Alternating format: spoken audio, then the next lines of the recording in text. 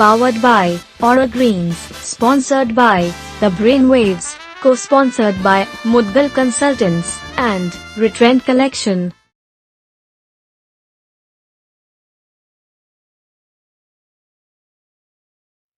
Engineering या doctor बनने के इच्छुक छात्रों को सबसे पहले जो सवाल परेशान करता है वो यह होता है कि आईआईटी और नीट की तैयारी के लिए उन्हें कोई कोचिंग संस्थान कब ज्वाइन करना चाहिए। और एक सवाल यह भी होता है कि क्या 12th के बाद भी कोचिंग संस्थान ज्वाइन करके अच्छी रैंक लाई जा सकती है।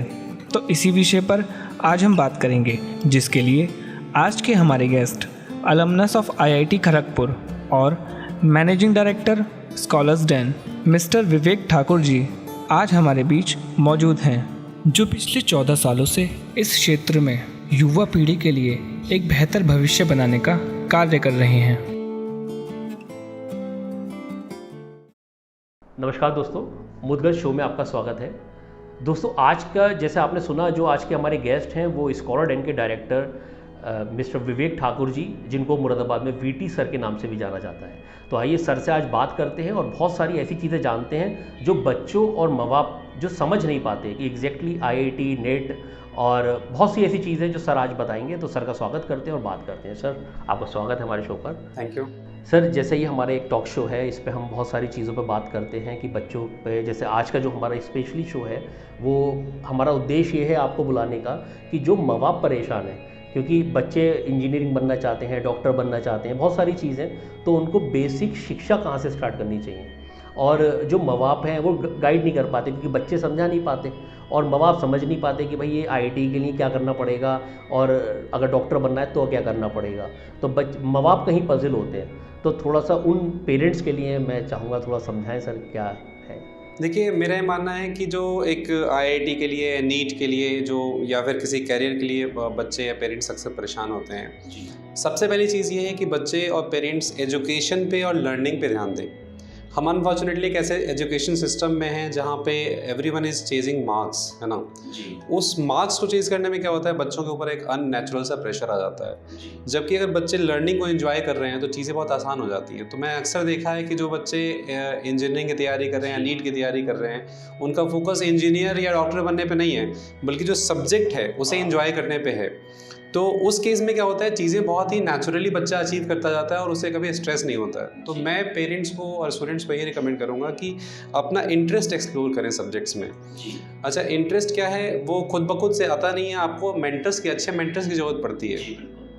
तो अच्छे मेंटर्स की प्रेजेंस में क्या होता है कि उस सब्जेक्ट की जो आप सरफेस लेवल पे हैं, शैलो लेवल पे हैं, आप उसकी गहराइयों में जब जाते हैं तो वो बहुत मज़ा आता है। जैसे मैं अक्सर स्टूडेंट्स को एग्जांपल देता हूँ कि अगर आप AR रहमान का गाना सुने तो कई बार क्या होता है कि पहली दूसरी बार में उतना अच्छा नहीं लगता है, लेकिन जब आप उसे बार बार सुनते हैं तो उसका एक नशा सा आपको चढ़ने लगता है, उसमें बहुत मज़ा आता है। तो एजुकेशन में ऐसा ही है कि अगर आप उसमें आप गहराई में उतरोगे तो आपको बहुत मज़ा आएगा।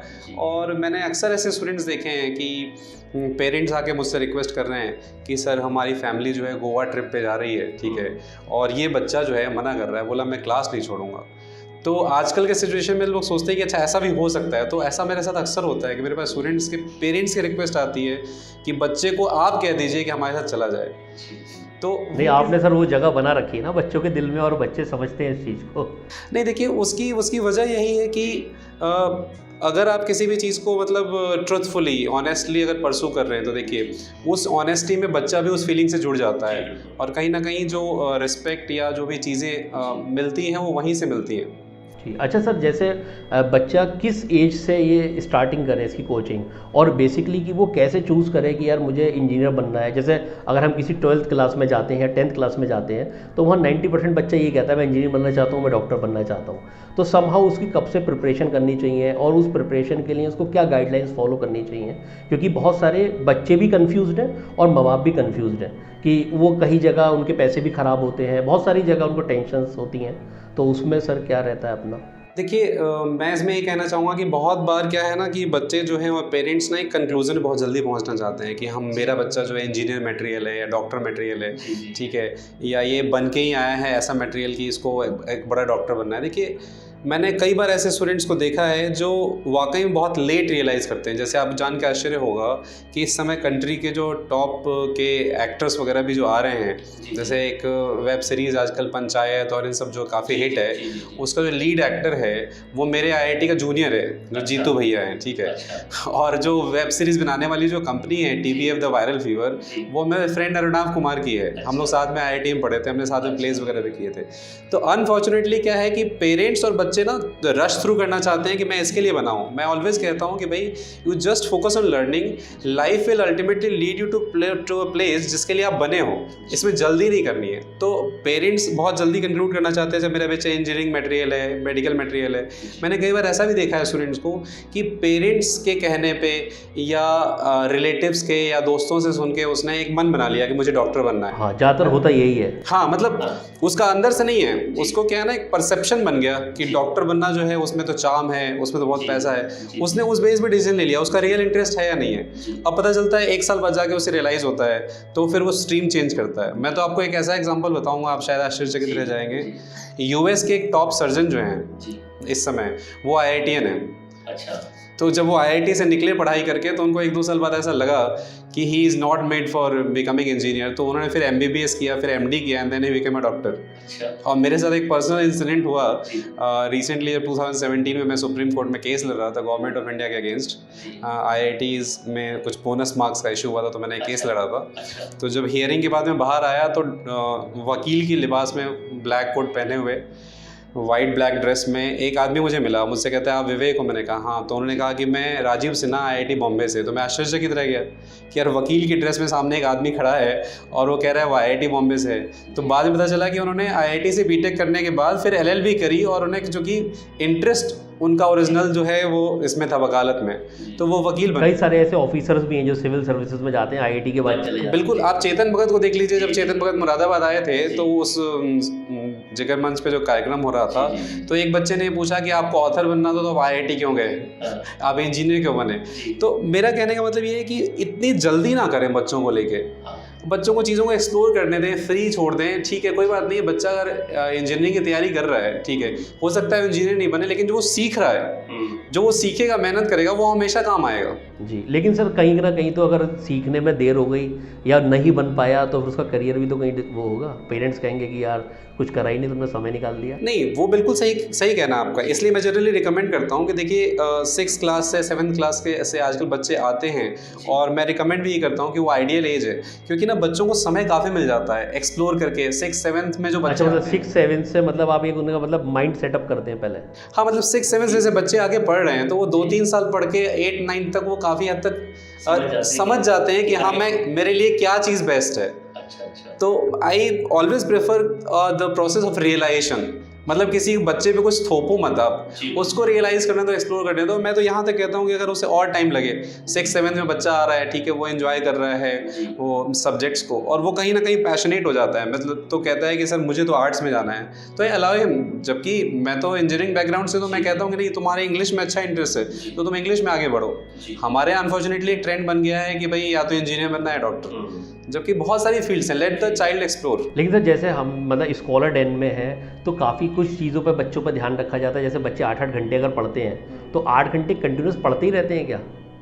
नहीं, देखिए ये आपका कहना सही है कि स्कॉलर्स में काफ़ी सारे बच्चे दिन भर रह के वहाँ पढ़ते हैं, सेल्फ स्टडी करते हैं, तो ये कल्चर काफ़ी पिक कर रहा है जी। और ये शायद कल्चर लाने वाले भी आप ही हैं शायद सर। नहीं, थैंक यू। हाँ, ये स्कॉलर्स जिनका इनोवेशन है, और हम मुरादाबाद वालों को डेफिनेटली प्राउड होना चाहिए कि ये concept of all over India copy हो रहा है, and we are the pioneers of that. देखिए उसमें क्या है, हमने एक जो इकोसिस्टम बनाया हुआ है, उसमें क्या है कि वहाँ पे हमने जिम भी रखा हुआ है, मिनी जिम है, बच्चे एक्सरसाइज भी कर लेते हैं, ठीक है। फिर हमने और भी चीज़ें रखी हुई हैं, जैसे कैंटीन है, तो कैंटीन में बच्चे बैठ के साथ में कुछ डिस्कशन कर लिया। तो ओवरऑल एक ऐसा एक इन्वायरमेंट बनाने की कोशिश की है जहाँ पे बच्चे पढ़ें, लेकिन पढ़ने का स्ट्रेस ना हो। तो जब आप कोई चीज़ एंजॉय कर रहे होते हैं तो बर्डन नहीं लगती है, वो बर्डन तब लगती है जब आप उसको एंजॉय नहीं कर रहे होते हैं। अच्छा सर, जैसे आपके पास बच्चा आता है जो कोचिंग आपके इंस्टीट्यूट में, अब वो मतलब 10th में है, 11th में है, 12th में है, तो आप जो उसको स्टडी कराते हैं उसकी 12th की भी कराते हैं, उसके साथ साथ ही ये प्रिपरेशंस की भी कराते हैं? हाँ, ये बहुत इंपॉर्टेंट आपने क्वेश्चन पूछा है, क्योंकि अक्सर पेरेंट्स को लेके इसको मिसकंसेप्शन रहता है। देखिए, जो भी कॉम्पिटिटिव एग्ज़ाम है, आप चाहे आईएएस का उठा लो, आप कोई भी एग्ज़ाम उठा लो, ठीक है, वो जो स्कूल का करिकुलम है उसी पे बेस्ड है, डिफरेंट नहीं है। जैसे आईआईटी का या नीट का, ये सब कुछ स्कूल के करिकुलम में बेस्ड है। होता क्या है, जब एक सुपरफिशियल लेवल पे हम बच्चों को चीज़ों को रटा देते हैं। देखिए, हमारे जो एजुकेशन सिस्टम है उसकी सबसे बड़ी वीकनेस क्या है कि रोड लर्निंग ज़्यादा है। जी बिल्कुल। बच्चों को गहराई में समझाने के बजाय उसे कहते हैं कि रट लो, तो वो बच्चा जब उन्हीं टॉपिक्स को जब गहराई में पढ़ लेता है तो वो दुनिया का कोई भी कॉम्पिटिटिव एग्जाम क्रैक कर सकता है। तो हम डेफिनेटली उन्हीं चीज़ों को बहुत डीपर लेयर्स में ले जाकर समझाते हैं ताकि बच्चा जो है उसको मतलब बिल्कुल एक तरीके से समझिए महसूस कर सके। अच्छा, मतलब समाउ हम कह सकते हैं राइट ब्रेन टेक्निक से पढ़ाते हैं आप, कुछ ऐसा कह सकते हैं? क्या कह रहे जैसे हैं? राइट ब्रेन टेक्निक में जैसे स्पेशली मतलब वर्डिंग्स पे ध्यान नहीं दिया जाता, उसको मतलब किस तरीके से महसूस कर पाए, बिल्कुल। क्रिएटिविटी के साथ वो बिल्कुल, पढ़े। मतलब मेरी क्लास में मैथमेटिक्स में बच्चे कहते भी हैं कि सर ये वाला कॉन्सेप्ट फील नहीं हुआ। हाँ, तो मतलब ये कुछ क्रिएटिविटी। हाँ, मतलब महसूस करने वाली बात। तो आप मैथमेटिक्स को भी रियल लाइफ में महसूस कर सकते हैं। तो जब बच्चा वो फील कर लेता है तो उसके लिए बोर्ड एग्जाम कोई बड़ी चीज़ नहीं है। आपको जान के गर्व होगा कि इस साल ऑल इंडिया टॉपर जो 12th बोर्ड में आया है पीसीएम में, वो मुरादाबाद का बच्चा है, वो मेरा स्टूडेंट है संयम सक्सेना, 98.4%। तो आप सोचिए कि हिस्ट्री में हमने पहली बार ये भी काम किया है कि इस देश में इतने बड़े बड़े शहर हैं, उन सबको छोड़ के मुरादाबाद के बच्चे ने 12th बोर्ड में ऑल इंडिया टॉप किया है। और देहरादून रीजन के 3 टॉपर्स 97.6%, 98% और 98.4%, 3 टॉपर्स देहरादून रीजन के वो हमारे इंस्टीट्यूट से आए हैं। अच्छा, ग्रेट सर, ग्रेट। तो आप समझिए उसका रीज़न सिंपल सा ये है कि आप चीज़ों को गहराई में जाके समझो, एंजॉय करो, तो एवरीथिंग बिकम्स ईजी। क्या आपका बच्चा विजुअल लर्नर है या ऑडिटरी लर्नर? अगर आप भी जानना चाहते हैं तो ब्रेनवेव्स की टीम आपकी इसमें मदद कर सकती है। आज ही फ्री काउंसलिंग के लिए कॉल करें। अच्छा सर, एक मन में ऐसा क्वेश्चन आ रहा था कि अब जैसे आप तो मुरादाबाद को बिलोंग करते नहीं, लेकिन सर मुरादाबाद आके आपने पूरा सेटअप डाला, इतना कुछ करा मुरादाबाद के लिए, तो क्या आपको कुछ ऐसा लगा कि मुरादाबाद में पोटेंशियल ज़्यादा है? नहीं, देखिए, उसके वो आप जो क्वेश्चन पूछ रहे हैं अक्सर लोग मुझसे पूछते हैं, और मेन रीज़न क्या है कि जब मैं मुरादाबाद कभी वंस इन अ वाइल आता था, कुछ मेरे रिलेटिव्स मुरादाबाद में रहते हैं, तो मैं उस समय दिल्ली में सेटल्ड था, द्वारका में, और मैं वहाँ से पढ़ाने जाता था अलग अलग सिटीज़ में, क्योंकि एयरपोर्ट पास में था। तो जब मैं आया तो मुझे एक चीज़ बड़ी इंटरेस्टिंग लगी यहाँ पे कि यहाँ बच्चों में टैलेंट है, ठीक है, उन्हें आज तक कभी नर्सरिंग नहीं मिली इस डायरेक्शन में। बच्चों को एक जनरल एटमॉस्फेयर जो मिला था जब मैं आया था उससे पहले, वो ये है कि 12th की तक तुम जो बोर्ड एग्ज़ाम दे के नंबर ले आओ, इंजीनियरिंग मेडिकल के बाद में देखेंगे। तो मुझे ये लगा कि कंप्लीट वैक्यूम है यहाँ पे, और मेरा शुरू से आउटलुक ये रहा है कि जब आप बिज़नेस भी करते हो या कोई भी काम करते हो तो उसमें एक सोशल एस्पेक्ट होना चाहिए। तो मुझे ये चीज़ लगी कि अगर मैं यहाँ पे काम करता हूँ, कोचिंग आप कहीं भी खोल के 2 पैसे कमा सकते हैं, ये बड़ा इशू नहीं है, तो यहाँ पे सोसाइटी को मैं कुछ कंट्रीब्यूट कर पाऊँगा, इस शहर को कुछ मैं दे पाऊँगा, शायद मेरी ज़िंदगी की कमाई होगी। क्योंकि एक एज अ टीचर सबसे ज़्यादा सेटिस्फेक्शन तब मिलता है जब आपके बच्चे बहुत अच्छा करते हैं। बाकी सर मुरादाबाद में पोटेंशियल थोड़ा ज़्यादा है भी? नहीं, डेफिनेटली पोटेंशियल है, क्योंकि देखिए मुरादाबाद में पेरेंटेज बच्चों की बहुत अच्छी है, दूसरी चीज़ स्कूलिंग यहाँ अच्छी है, ठीक है, और तीसरी चीज़ सबसे इम्पोर्टेंट जो मुझे लगी, जो मैंने अभी कह भी रहा था कि अनटैप्ड, मतलब जिसे कहते हैं ना, सो अभी छुआ ही नहीं है किसी ने। हाँ, मतलब बच्चों में टैलेंट है, उनको किसी ने गाइड ही नहीं किया, तो उनको एक रास्ता मिला तो वो डेफिनेटली कमाल कर रहे हैं और आगे भी करेंगे। अच्छा सर, थोड़ा सा अपना स्कॉलर डेन का प्रोसेस समझाइए, मतलब जैसे कोई आपके एडमिशन कराना चाहता है तो उसका क्या प्रोसेस रहता है? देखिए, उसमें सबसे पहला, जैसे आप स्कॉलरशिप्स वगैरह भी शायद कुछ देते हैं। हाँ, उस सब देखिए, वो हमने एक सिस्टम बनाया है कि जब बच्चा हमारे पास आ रहा है तो हम ये भी देखते हैं कि बच्चा कितना कोप अप कर पाया कि नहीं। कोप अप मैं इसलिए कह रहा हूँ कि देखिए, कोचिंग का जो कॉन्सेप्ट है हमारा वो कुछ इस तरीके से है कि जैसे स्कूल में आपने देखा होगा कोई बच्चा स्पोर्ट्स में बहुत अच्छा है, तो उसको क्या करते हैं, उसको क्लासेस से एग्जाम कर देते हैं, ठीक है, वो बच्चा अलग से ट्रेनिंग लेता है, ठीक है, वो इंडिया को रिप्रेजेंट करने जाता है, स्कूल टाइम से ही होता है। और दंगल मूवी या कॉन्सेप्ट आपने देखा होगा, पेरेंट्स को बड़ा अच्छा लगता है, लेकिन वही काम जब हम एजुकेशन में करते हैं तो लोगों को बड़ा बुरा लगता है। लोग कहते हैं कि यार बच्चों को आपने 6 से ही बर्डन डाल दिया, ठीक है, कुछ लोग इसमें मजाक बनाने लगते हैं कि यार मेरा बच्चा अभी LKG में, आप उसकी भी कोचिंग दोगे क्या? तो आप समझने की कोशिश करिए कि जब महावीर सिंह फोगट जो है, जब छोटे छोटे बच्चों को कुश्ती सिखाते हैं, सुबह उठा के दौड़ाने ले जाते हैं, तो लोगों को बड़ा रोमांटिक लगता है, ठीक है, और जब वही चीज़, वही स्पेशल नीड्स जो बच्चों की है एजुकेशन में, उनको हम कोचिंग देते हैं तो लोग क्वेश्चन मार्क रेज करते हैं कि यार आप छोटे से बच्चों का बचपन खराब कर रहे हैं। तो वो जो आप कह रहे थे कि ये प्रोसेस क्या है, तो प्रोसेस हमने जो बनाया हुआ है कि पहले हम एक टेस्ट लेते हैं। टेस्ट से हम देखते हैं कि भाई ये बच्चा वाकई में इसकी स्पेशल नीड्स हैं क्या, मतलब ये एकेडमिक्स में इसको जितना स्कूल में मिल रहा है उससे इसको एक्स्ट्रा चाहिए, इसमें वो पोटेंशियल है, तो उसके बेसिस पे फिर हम उससे स्कॉलरशिप देते हैं। स्कॉलरशिप एक तरीके से समझिए ग्रीन सिग्नल होता है हमारी तरफ से कि नहीं भाई हमारी तरफ से बच्चा जो है ये ओके है कि इसको आप कराइए, तो वो अलग ग्रेडेशन में है। कि भाई एक बच्चा हम बिल्कुल आउटराइट लग रहा है कि नहीं ये बिल्कुल ही इस चीज़ के लिए बना है कि आप इसको एक्स्ट्रा नीड्स हैं, ही नीड्स एक्स्ट्रा अटेंशन, तो आप उसे भेज दीजिए। तो एक ग्रेडेशन बनाया है, क्योंकि रितेश जी आप इस बात को समझिए कि बहुत से ऐसे बड़े नाम रहे हैं इस विश्व में जो इनिशियल स्टेजेस में बहुत अच्छे नहीं थे। कई तो ऐसे बड़े सिंगर हैं जिनको ऑडिशन में रिजेक्ट कर दिया गया था और बाद में बड़े सिंगर बने। तो मेरा ये मानना है कि बच्चों की जो एबिलिटीज़ है ना उनको हम इमीडिएटली जज नहीं कर सकते। बच्चा भी एक पर्सन इन मेकिंग है, तो वो जो 6th में हम असेस कर रहे हैं कि बच्चा बिल्कुल ख़राब है, हो सकता है बच्चा वो 9th में जाके बहुत ब्राइट हो जाए। तो हमने एक ऐसा सिस्टम बनाया है जिसमें हम पेरेंट्स को एक तरीके से गाइड करते हैं कि आप इस बच्चे को एक्स्ट्रा अटेंशन दीजिए। तो सर इसके लिए जैसे कुछ टेस्ट वगैरह भी करते हैं, जैसे एप्टीट्यूड टेस्ट होते हैं बच्चे के, आजकल तो CBSE बोर्ड ने भी मैंडेटरी करा है। ब्रेन वेव्स के इंटरेस्ट प्रोफाइल टेस्ट के साथ आप अपने बच्चे के कैरियर को नई दिशा देने के साथ साथ उनको सही दिशा में आगे बढ़ने के लिए प्रेरित कर सकते हैं। आज ही फ्री काउंसलिंग के लिए कॉल करें। हाँ डेफिनेटली, मतलब उसी लाइन पे है हम उसमें, मतलब एक्चुअली मैंने क्वेश्चन इस मारे करा कि मैं ये सब काम करता हूँ ना ब्रेन वेव्स, तो ये थोड़ा सा प्रमोशन कर रहा था अपना। हाँ नहीं definitely you can do that. तो एप्टीट्यूड टेस्ट जो आप कह रहे हैं वो डेफिनेटली उसमें होता है, क्योंकि मेंटल एबिलिटी और सोशल साइंसेस, मैथमेटिक्स, उससे और बच्चे में निखार आ सकता है। हाँ, तो वो सारे एस्पेक्ट्स को हम कवर। अच्छा सर, अगर कोई जैसे फाइनेंशियली थोड़ा वीक है और वो पढ़ने में बच्चा चाहता है तो उसको स्कॉलरडेन क्या सुविधा देता है? देखिए मैं इस सिलसिले में आपको एक बात बताना चाहूँगा। आज से 2 साल पहले हम लोगों ने एक काम किया था, एक इनिशिएटिव लिया था। हमने स्कॉलर 30 करके एक बैच बनाया था डिस्ट्रिक्ट एडमिनिस्ट्रेशन के कोलैबोरेशन में, जिसमें हमने यूपी बोर्ड के तमाम जो स्कूल्स हैं अपने मुरादाबाद मंडल में, वहाँ पे एग्ज़ाम्स कराया था और 30 बच्चे हमने 9th, 10th और 11th के सिलेक्ट किए थे। और हमने उन्हें फ्री ऑफ कॉस्ट पढ़ाई, फ्री ऑफ कॉस्ट बिल्कुल, और साथ में ट्रांसपोर्टेशन भी फ्री ऑफ कॉस्ट, ये हमने रखा था। ठीक है, और इनफैक्ट जो डिस्ट्रिक्ट की तरफ से एंट्री गई थी प्रधानमंत्री पुरस्कार के लिए, वो एंट्री भी हमारी थी। स्कॉलर 30 की जो आइडिया था वो गया था एज ए एंट्री ऑफिशियली। और नो डाउट हम जो भी बच्चे गरीब हैं लेकिन उनमें टैलेंट है, ठीक है, उनको हम हर संभव मदद देते हैं। तो दोस्तों आपने सुना सर की बात, और सर ने कितने अच्छे से बताया। अगर आप में टैलेंट है तो एक बार आप स्कॉलरडेन पे सर से स्पेशली मीट करिए। सर आपसे डायरेक्ट कोई तो मिल सकता है आके, कोई भी अगर कोई मिलना चाहे? हाँ डेफिनेटली मिल सकते हैं। आप ऑफिस आएंगे तो जो भी वहाँ पे स्टाफ है वो आपको मदद करेंगे। मतलब कोई भी पेरेंट्स अगर मतलब जो शो को देख रहे हैं या अवेयर है, मतलब कुछ अगर बात करना चाहते हैं तो वो आपसे आके आपसे डेफिनेटली मिल सकते हैं। और मैं डेली मतलब घंटे 2 घंटे समय इसलिए निकालता हूँ क्योंकि आजकल जो समय चल रहा है बहुत कॉम्प्लिकेटेड है। हमारा आपका बचपन बड़ा आसान था क्योंकि इतने गैजेट्स, इतने डिस्ट्रैक्शंस, ठीक है, इतने सारे आउटलेट्स नहीं थे कि मतलब डोमिनोज भी है चलो वहाँ चलते हैं, ठीक है, मॉल भी है वहाँ चलते हैं। तो हम लोग का बचपन रिलेटिवली ईजियर था।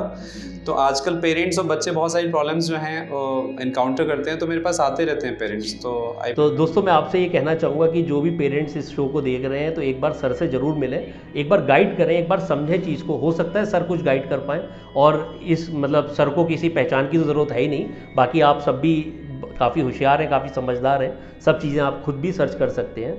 अच्छा सर, जैसे हम आपकी फेसबुक देख रहे थे तो उसमें आप काफ़ी सारे मोटिवेशनल कोट्स पे काम करते हैं, बच्चों को मोटिवेट भी करते हैं।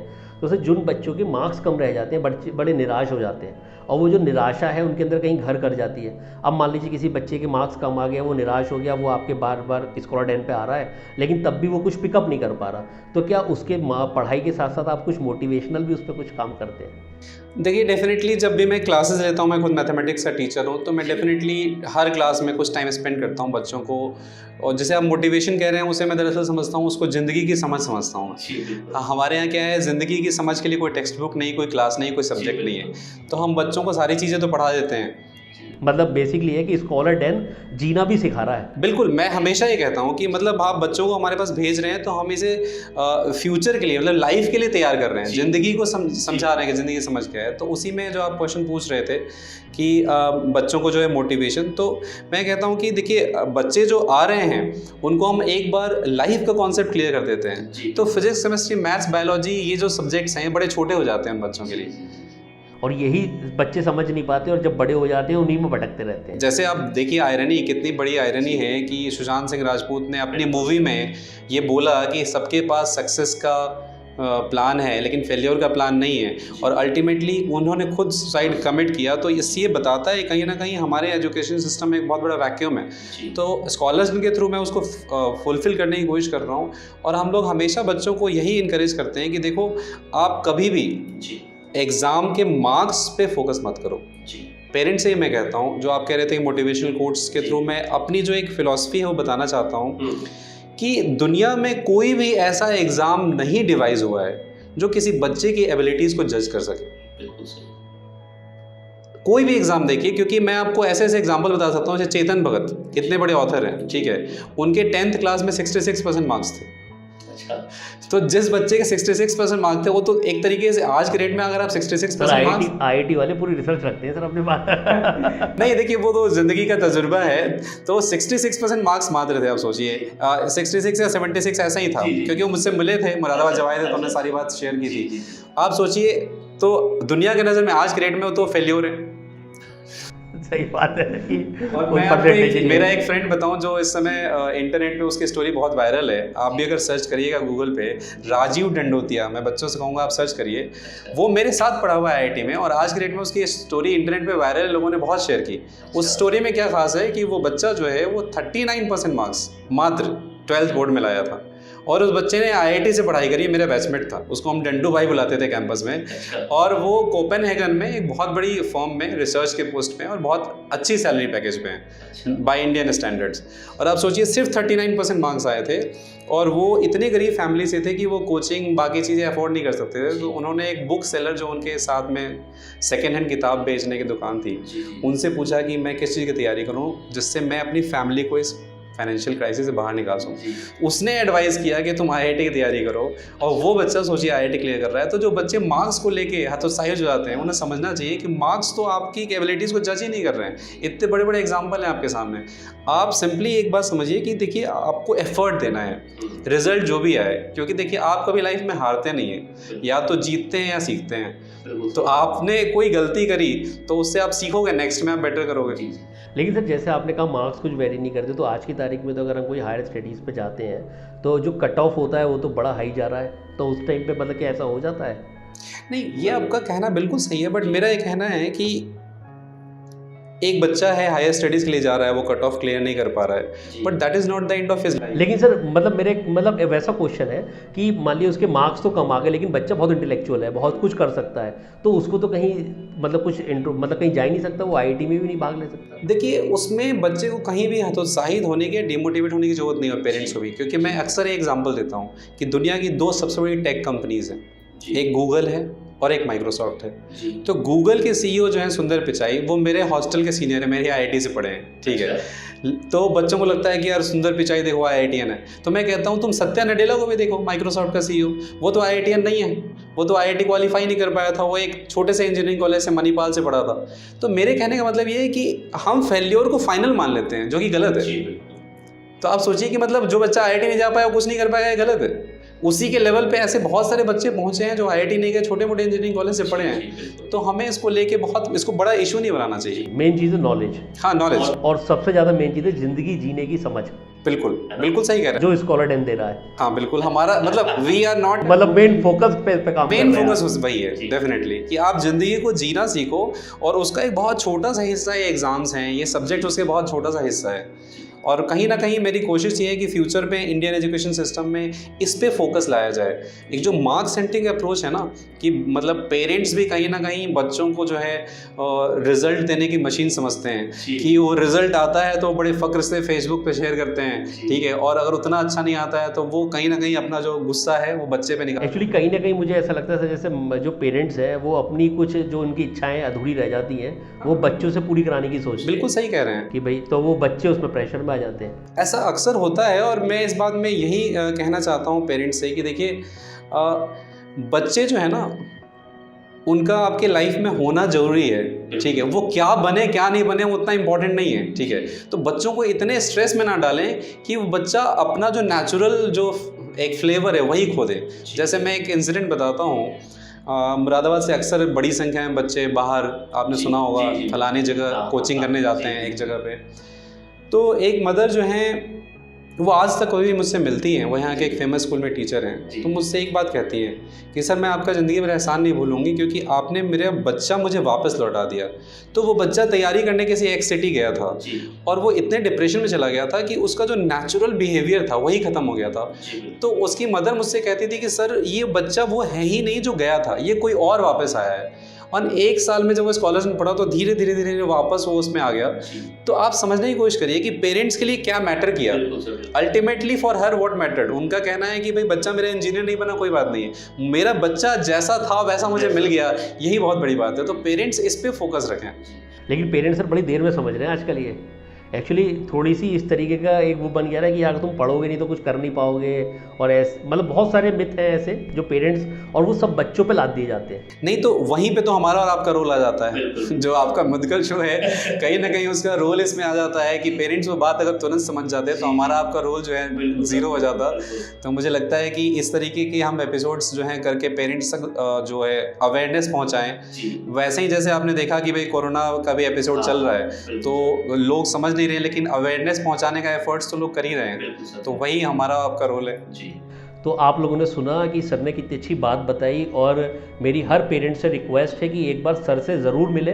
किसी बच्चे के डिसीज़न, कुछ भी करियर रिलेटेड कुछ भी डिसीज़न लेना है, क्योंकि सर मुरादाबाद में एक बहुत मतलब आप क्या समझ सकते हैं कि सर एक बहुत अच्छे गाइड के रूप में आपको, एक मेंटोर के रूप में काम कर सकते हैं, और हो सकता है आपको बहुत अच्छा भविष्य बच्चे को मिल जाए। क्योंकि बच्चा ज़्यादा ज़रूरी है, पढ़ाई इतनी ज़रूरी नहीं है जैसा सर ने बताया, क्योंकि बच्चे को जीने की कला आनी चाहिए।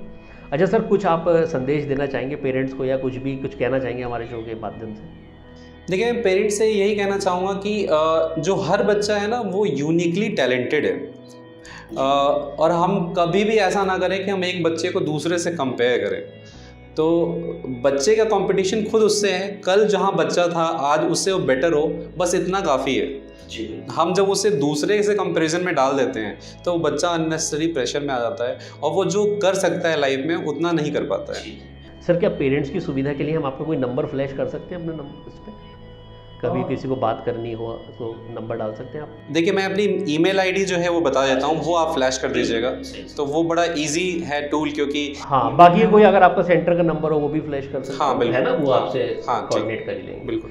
तो दोस्तों, आपने सुना, और सर से कुछ भी और जानकारी लेने आप मिल सकते हैं, उनके ईमेल आईडी पे मेल कर सकते हैं। और इसके साथ आप सबका बहुत शुक्रिया, आपने शो को टाइम दिया, देखा, और सर का भी बहुत शुक्रिया, सर शो पे आए। Thank you.